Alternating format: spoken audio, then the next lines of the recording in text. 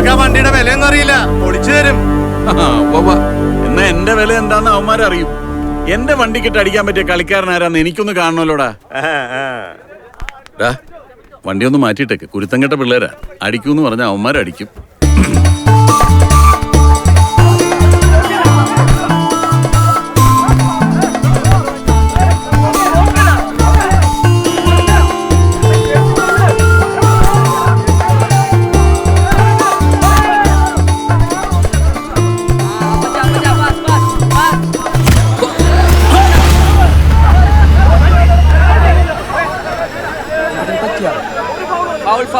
Foul വിളിക്കാൻ പറയണ.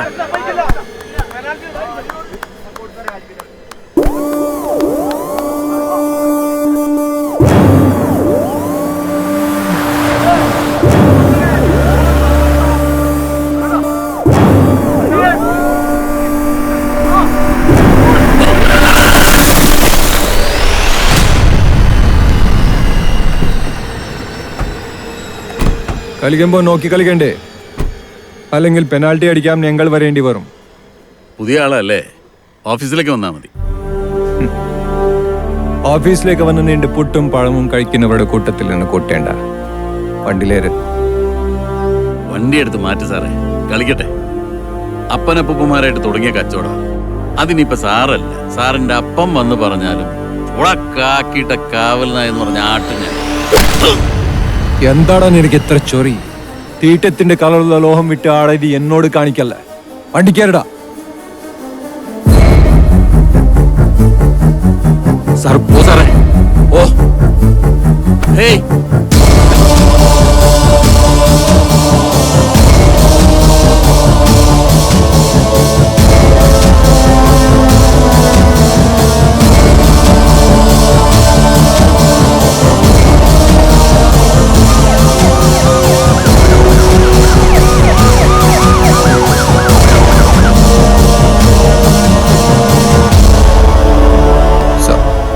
ശ്രീനിവാസ, പിടിച്ച എൻകൗണ്ടർ തീർക്കാൻ തമിഴ്നാടൊന്നും അല്ലത്. ജോർജിന്റെ കൗണ്ടറൊന്നും നീ താങ്ങില്ല. സർ, മൊഴിയുണ്ട്. ഞാൻ മജിസ്ട്രേറ്റിന് മുന്നിൽ ഹാജരാക്കിക്കൊള്ളാം.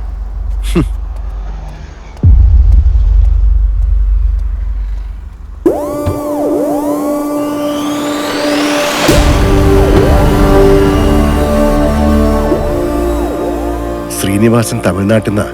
ഇവിടുത്തെ പതിവുകളൊന്നും അറിയില്ല. കണ്ടറിഞ്ഞ് ചെയ്യണമായിരുന്നു.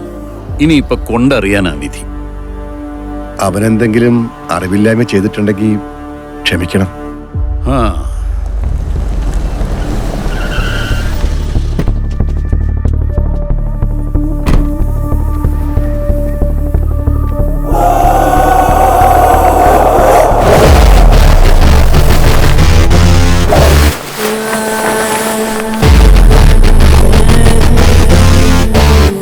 മഴ പെയ്തിട്ട് നനഞ്ഞിട്ടില്ല, പിന്നെയാണ് മരം പെയ്യും.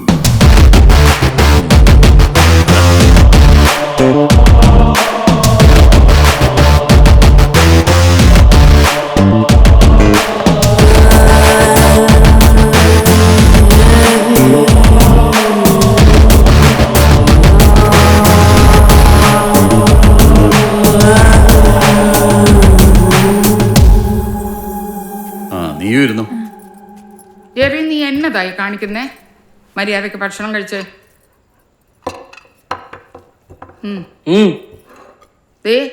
നന്നായിട്ട് ഭക്ഷണം കഴിച്ചാലേ അപ്പച്ചനെ പോലെ നല്ല പവറുള്ള ബിസിനസ്സുകാരനാകാൻ പറ്റത്തുള്ളൂ. എനിക്ക് ബിസിനസ്സുകാരനൊന്നും ആവണ്ട. പിന്നെ എനിക്ക് പോലീസായാൽ മതി.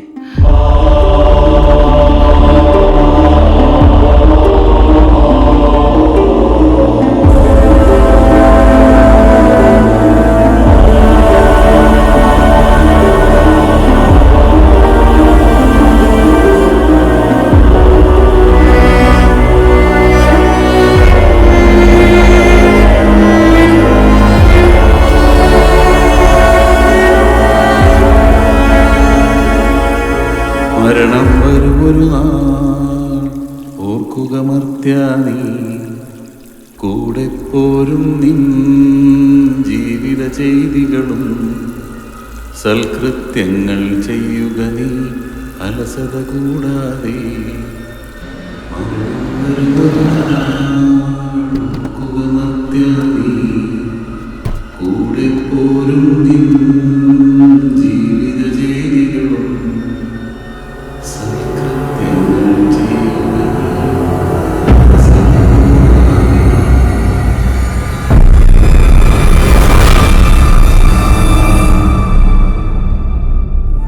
അന്ന് ജോർജ് പീറ്ററിനെ അറസ്റ്റ് ചെയ്തുകൊണ്ടിരുന്ന 4 പോലീസുകാരിൽ 3 പേർ ശ്രീനിവാസൻ സാർ അടക്കം കൊല്ലപ്പെട്ടു.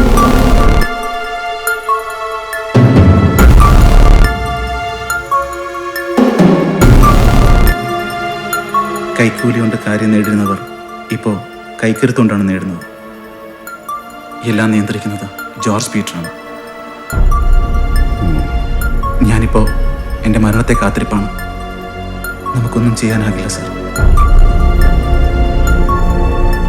ചെയ്യാനാവുമോ എന്ന് നോക്കാം. ഇത് തന്നെയാണ് ശ്രീനിവാസൻ സാറും പറഞ്ഞത്.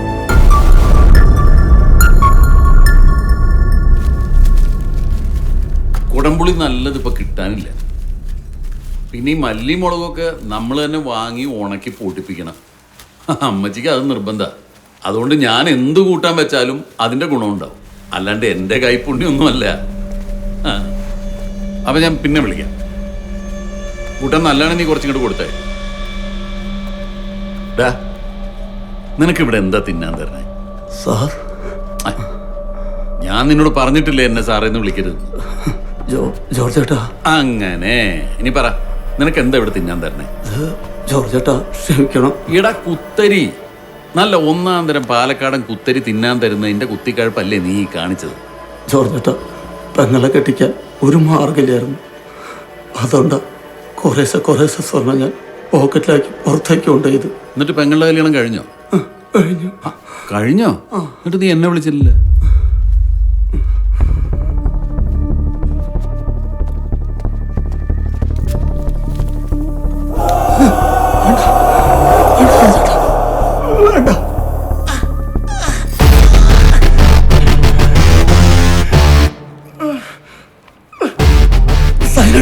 ചേട്ടാ,